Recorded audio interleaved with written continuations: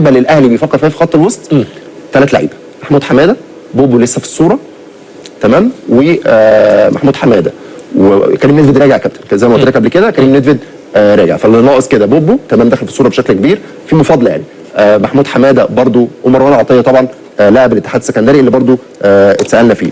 تدعيم الدفاع احمد حجازي كان خيار اول ولكن حجازي مش راجع زي ما قلنا. الخيار الثاني بعديه اسامه جلال. الاهلي فتح كلام مع اسامه جلال تاني، فتح من خلال ايه؟ ان اسامه جلال عقده مع بيراميدز ينتهي بنهايه الموسم المقبل. ينتهي بنهايه الموسم المقبل، فمن حقه يوقع على اي نادي في يناير مش ده اللي جاي. فبالتالي ده مدخل هيخلي نادي بيراميدز يفكر في بيعه. اسامه جلال عنده رغبه في اللعب الاهلي؟ طبعا عنده رغبه في اللعب للاهلي. في اكتر من لعيب كمان عقده يخلص بنهايه الموسم القادم في نادي الزمالك، ونادي الزمالك اعتقد ان هو بيتحرك بشكل كبير ان هو يجدد عقودهم، امام عاشور ومحمد صبحي. ودي المفاجاه بقى. محمد صبحي عقده مع نادي الزمالك ينتهي بنهايه الموسم المقبل، يعني من حقه في يناير اللي جاي يوقع على اي نادي. طب ده حصل ازاي يا كابتن؟ اي لعيب كبير في الاهلي والزمالك قبل ما يطلع اعاره بيحصل ايه؟ بيجدد سنه او يمد بمده الاعاره، طلع اعاره سنه بيمد سنه. صبحي ما جددش، ما مدش، رفض.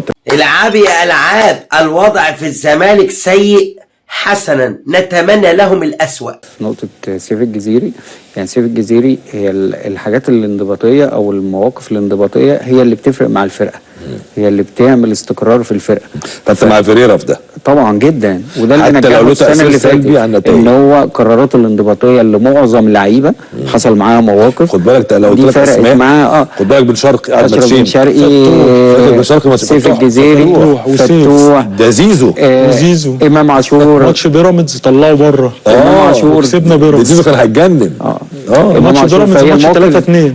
المواقف دي، وبرده موقف سيف الجزيرة فكرني بحاجه دلوقتي، يعني فرقت في مستقبل واحد كان ممكن يبقى من اعظم اللعيبه المحترفين في تاريخ مصر، عمرو زكي.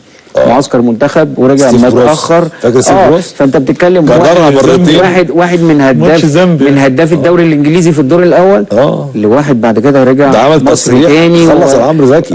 فاكر تصريحه؟